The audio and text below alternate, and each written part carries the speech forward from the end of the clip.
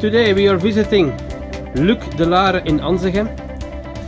Luc is holding a super, but really a super pigeon.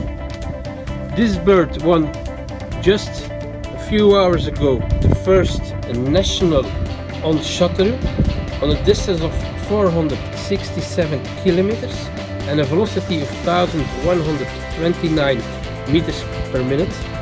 First national against 4003 old birds.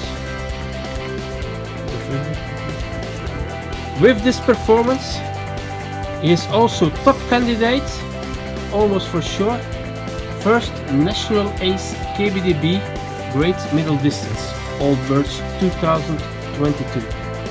So a real top performing cock. Middle-sized type, and the breeding lines of his famous Tieke, crossed with the Wittebug line of Gabi van der Abelen.